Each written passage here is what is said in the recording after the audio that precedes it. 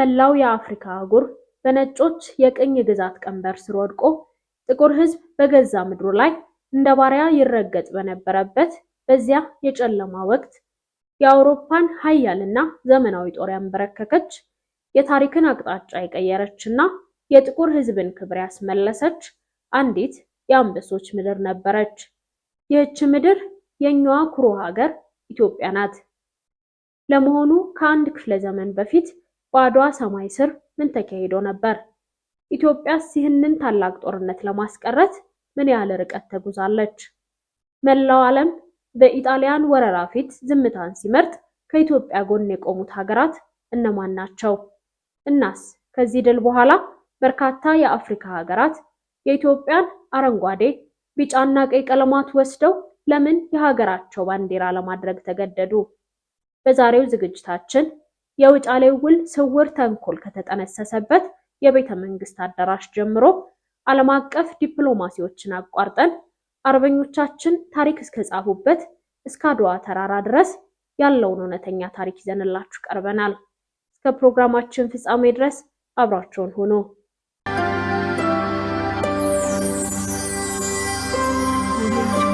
የካቲት 23 1888 ዓ.ም የአድዋ ሰማይ በጠመንጃ ጢስና በመድፍ ጩኸት ተናወጠ። በአንድ በኩል ዘመናዊ መሳሪያ የታጠቀው ሊሸነፍ የማይችል የተባለው የአውሮፓውያን የጦር ኃይል፣ በሌላ በኩል ደግሞ በባዶ እግራቸው ነገር ግን በልባቸው ውስጥ ሊጠፋ የማይችል የሀገር ፍቅር እሳት ያነገቡ የኢትዮጵያ አርበኞች። የአድዋ ድል ተራ ወታደራዊ ስኬት አይደለም። የአውሮፓውያንን የነጭ የበላይነት አስተሳሰብ ፍጹም ያከሰመ፣ ለመላው አፍሪካውያን የስነ ልቦና ነፃነትን ያበሰረና የፓን አፍሪካኒዝም እሳቤ እንዲወለድ ያደረገ ታላቅ የጥቁር ሕዝብ ፋኖስ እንጂ። የዓለም ታሪክ በኃያላን ብዕር ብቻ የሚጻፍ ይመስላል። አውሮፓውያን በኢንዱስትሪ ስልጣኔና በደምና ብረት ፖለቲካ ተጠምቀው ዓለምን በቁጥጥራቸው ስር ለማድረግ በተነሱበት በዚያ በ19ኛው ክፍለ ዘመን ማጠቃለያ ላይ አንዲት አህጉር ሙሉ በሙሉ የውርደት ካባ ተከናንባ ነበር፣ አፍሪካ።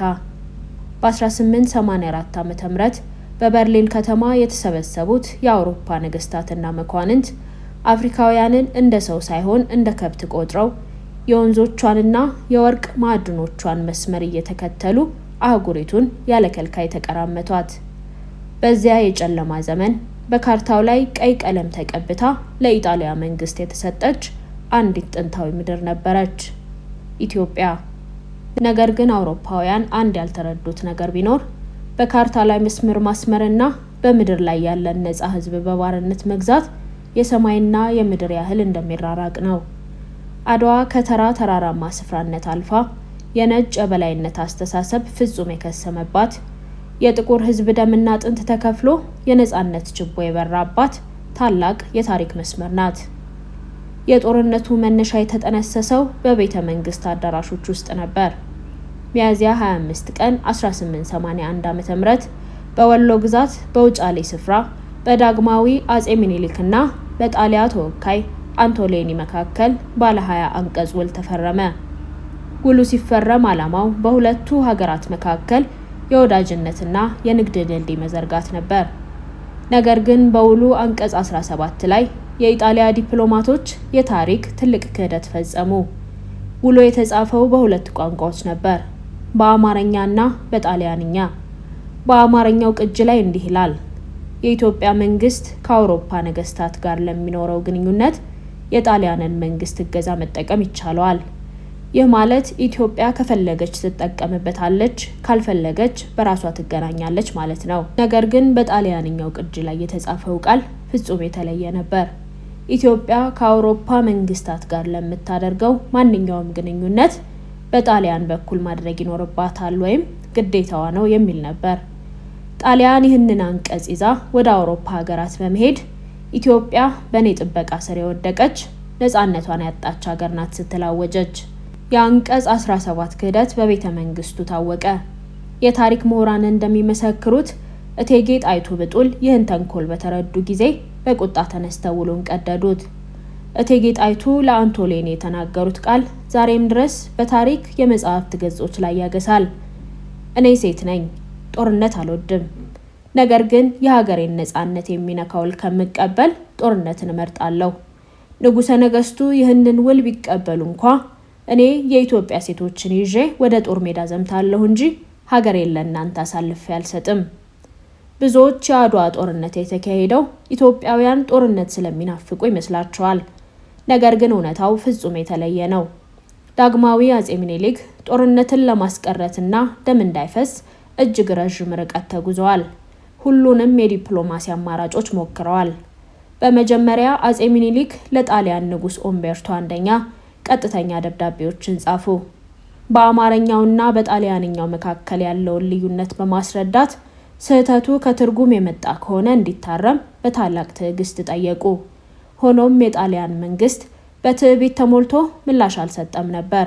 ደብዳቤዎቹ ሲቀሩ አጼ ምኒልክ የቅርብ አማካሪያቸውንና ብልሁ ዲፕሎማት የነበሩትን ደጃዝማች መኮንን የልዑል ራስ መኮንን አባት ወደ ሮም ከተማ ላኳቸው።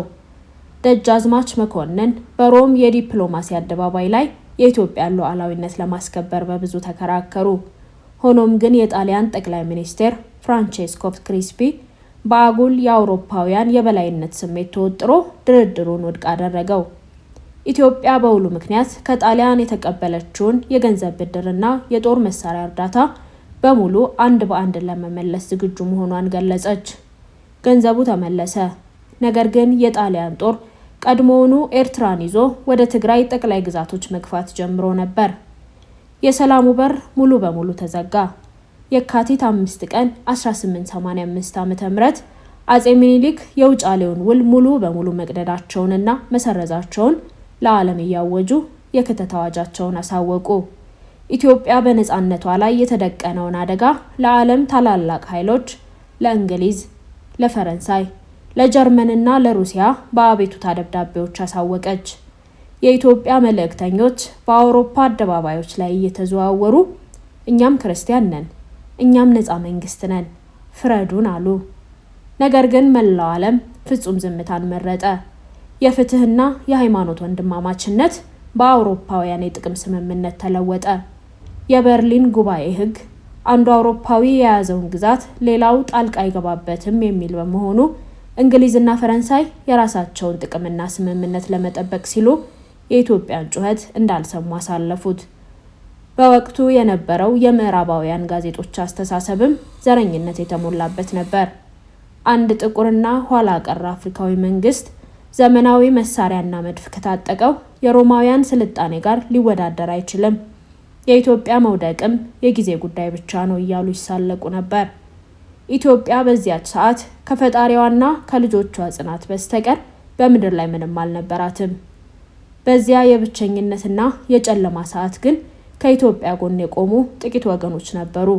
ከነዚህም መካከል ዋነኛዋ ሩሲያ ነበረች። ሩሲያ ከኢትዮጵያ ጋር በኦርቶዶክስ የክርስትና ሃይማኖት የምትገናኝ በመሆኗ እንዲሁም በምስራቅ አፍሪካ ላይ የጣሊያንንና የእንግሊዝን ኃይል ለመግታት ስለምትፈልግ ለኢትዮጵያ ስውርና ግልጽ ድጋፎችን አድርጋለች። ካፕቴን ኒኮላይ ሌኦንቲየቭ በተባለው የሩሲያ የጦር መኮንን መሪነት በርካታ ዘመናዊ ጠመንጃዎች፣ ጥይቶችና ወታደራዊ ምክሮች ለኢትዮጵያ ጦር እንዲደርሱ ተደርገዋል። በጦርነቱ አዜማና በጦርነቱ ወቅት የሩሲያ ቀይ መስቀል የሕክምና ቡድን አባላት ወደ አፍሪካ ምድር በመምጣት ለቆሰሉ የኢትዮጵያ አርበኞች የሕክምና እርዳታ በመስጠት በታሪክ ውስጥ ትልቅ አሻራ ጥለዋል። ፈረንሳይም ከጣሊያን ጋር በነበራት ፉክክር ምክንያት በጅቡቲ በኩል ለኢትዮጵያ የጦር መሳሪያዎች በሽያጭ መልክ እንዲገቡ ፈቅዳለች። የካቲት 1888 ዓ.ም አጼ ምኒልክ የክተት አዋጅ አወጁ። የአዋጅ ተራ ወታደራዊ ትዕዛዝ አልነበረም፣ የህዝብን ልብ የሚሰረስር እሳት እንጂ። አዋጁ እንዲህ ይላል: እግዚአብሔር በሀገሬ ላይ ክፋት አላመጣብኝም። እስካሁን ሀገሬን ጠብቆልኛል። አሁንም ሀገሬን የሚያጠፋ ሃይማኖቴን የሚያስለውጥ ጠላት መጥቷል። ጉልበት ያለህ በጉልበትህ እርዳኝ፣ ጉልበት የሌለህ ለልጅህ ለሚስትህና ለሃይማኖትህ ስትል አልቅስልኝ። ስንቅህን ይዘህ ዝመት። ይህን አዋጅ ሰምቶ ያልዘመተ ግን ማርያምን አልምረውም። ይህ አዋጅ በሀገሪቱ ዳር እስከ ዳር ሲሰማ የታሪክ ታላቅ ተአምር ተከሰተ። ከጎንደር፣ ከሸዋ፣ ከጎጃም፣ ከወሎ፣ ከሐረር፣ ከትግራይ ከኦሮሞ ግዛቶችና ከደቡብ ኢትዮጵያ የነበሩ ጎሳዎችና ህዝቦች እርስ በርስ የነበራቸውን ልዩነትና ግጭት በአንድ ሌሊት ረሱት። ገበሬው ማረሻውን ጥሎ ጠመንጃውን አነሳ። እረኛው በትሩን ጥሎ ጦሩን ያዘ። እናቶች ስንቅ አዘጋጁ። ካህናት ታቦት ተሸከሙ። ከ100 ሺህ በላይ የሚሆነው የኢትዮጵያ ህዝባዊ ጦር በባዶ እግሩ ተራራና ሸለቆዎችን እያቋረጠ ወደ አንድ አቅጣጫ ፈሰሰ። ይህ ጦር ዘመናዊ ወታደራዊ ማሰልጠኛ አልነበረውም። ነገር ግን በልቡ ውስጥ ሊገሰስ የማይችል የሀገር ፍቅርና የማንነት እሳት ነበረው። የካቲት 23 ቀን 1888 ዓ.ም ማለዳ የአድዋ ተራሮች በጭጋግ ተሸፍነዋል። የጣሊያን ጦር አዛዥ ጀነራል ኦሬስትሬ ባራቴሪ የኢትዮጵያን ጦር አቅልሎ በመመልከት በዘመናዊ መድፎቹና በአልፕስ ተራራ ተዋጊዎቹ በመተማመን ጥቃቱን ሰነዘረ። ጦርነቱ ሲጀመር ግን የደረሰባቸው መብረቅ ፍጹም ያልጠበቁት ነበር። የኢትዮጵያ አርበኞች የሞትን ፍራቻ አሽቀንጥረው በመጣል ወደ ጠላት ምሽግ እንደ አንበሳ ተወረወሩ። ራስ መኮንን፣ ራስ መንገሻ፣ ራስ ሚካኤል፣ ራስ አሉላ አባነጋ፣ ንጉስ ተክለ ሃይማኖትና ራሳቸው አጼ ሚኒሊክ የጦር ግንባሩን እየመሩ ጠላትን ሞጫ ሳጡት። እቴጌ ጣይቱ ብጡል ከኋላ ሆነው የውሃ አቅርቦቱን በመቆጣጠርና የቆሰሉትን ወታደሮች በማበረታታት የጦርነቱን ስትራቴጂ ቀየሩት። የጠመንጃው ድምጽ፣ የመድፉ ጩኸትና የአርበኞቹ እልልታ የአድዋን ሰማይ አናወጠው። በጥቂት ሰዓታት ውስጥ ሊሸነፍ የማይችለው ዘመናዊው የጣሊያን ጦር ሙሉ በሙሉ ተፈረካከሰ። ጀነራሎቻቸው ተገደሉ፣ የቀሩት ተማርከው ተያዙ። ሌሎቹም መሳሪያቸውን ጥለው በውርደት ፈረጠጡ። ነጭ በአፍሪካ ምድር ላይ ተንበረከከ። የአድዋ ድል ዜና አውሮፓ ሲደርስ በሮም ጎዳናዎች ላይ ትልቅ ረብሻና ሀዘን ተከሰተ። የጠቅላይ ሚኒስቴር ክሪስፒ መንግስት ወደቀ። ነገር ግን ይህ ድል ለአፍሪካ አህጉር ያበረከተው ታላቅ ስጦታ የስነ ልቦና ነጻነት ነበር። እስከዚያን ቀን ድረስ አፍሪካውያን ነጭ አይሸነፍም፣ እኛ ደካሞች ነን በሚል ተስፋ መቁረጥ ውስጥ ነበሩ። አድዋ ግን ያንን የተስፋ መቁረጥ ሰንሰለት ሰባበረው። አውሮፓውያን ሊሸነፉ የሚችሉ ተራ ሰዎች መሆናቸውን፣ አፍሪካውያንም በአንድነት ከተነሱ ማንኛውም የቅኝ ግዛት ኃይል ማሸነፍ እንደሚችሉ በተግባር አሳየ። ይህ ድል ከግማሽ ክፍለ ዘመን በኋላ በ1950ዎቹና 60ዎቹ ለአፍሪካ ሀገራት የነጻነት ንቅናቄ አንቲ ኮሎኒያል ሙቭመንት ትልቁ የሞራልና የትግል ስንቅ ሆነ። የፓን አፍሪካኒዝም አስተሳሰብ እንዲወለድና እንዲያብብ ትልቁን መሰረት ጣለ። ኢትዮጵያ የጥቁር ህዝቦች ነጻነት ፋኖስ በመሆኗ በርካታ አፍሪካውያን ሀገራት ከቅኝ ግዛት ነጻ በሚወጡበት ወቅት ለኢትዮጵያ ካላቸው ክብርና አድናቆት የተነሳ የኢትዮጵያን ብሔራዊ ቀለማት አረንጓዴ፣ ቢጫና ቀዩን የራሳቸው የሰንደቅ ዓላማ ቀለማት አድርገው ወስደዋል። እነዚህ ቀለማት ዛሬ በታሪክ የፓን አፍሪካ ቀለማት በመባል ይታወቃሉ። ጋና ከእንግሊዝ ነጻ ስትወጣ መሪዋ ኳሜ ንክሩማ የኢትዮጵያን ባንዲራ ቀለማት በመውሰድ መሃሉ ላይ ጥቁር ኮከብ አደረገበት። ካሜሩን፣ ሴኔጋል፣ ቶጎ፣ ቤኒን፣ ማሊ፣ ጊኒና ኮንጎ ሁላቸውም የአድዋን ድልና የኢትዮጵያን ነጻነት ለማክበር ሲሉ እነዚህን ቀለማት የራሳቸው የማንነት መገለጫ አደረጓቸው። የጃማይካ ራስ ተፈሪያንም የኢትዮጵያን ባንዲራ እንደ ቅዱስ ምልክት አድርገው ይይዙታል።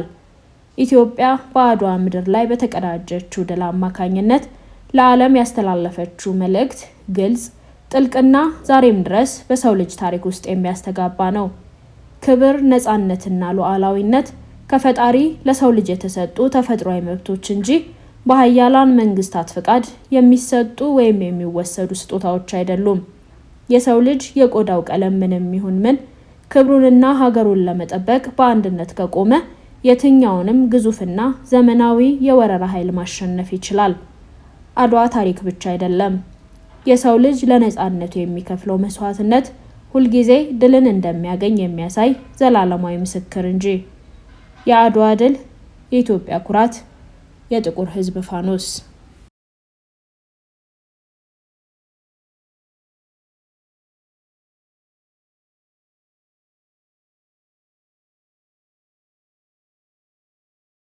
ውድ ተመልካቾቻችን ለዛሬ ያዘጋጀንላችሁ ፕሮግራም የተከታተላችሁትን ይመስል ነበር። ዝግጅታችንን ከወደዳችሁት ላይክ እና ሼር ማድረግ አትርሱ። ቻናላችን ለሌሎች ተደራሽነቱ ይሰፋ ዘንድ ሰብስክራይብ በማድረግ ቤተሰባችንን ተቀላቀሉን። በቀጣይ በሌላ እውነተኛና ለየት ያለ ታሪክ ተመልሰን እንገናኛለን። ለዛሬ በዚሁ አበቃን።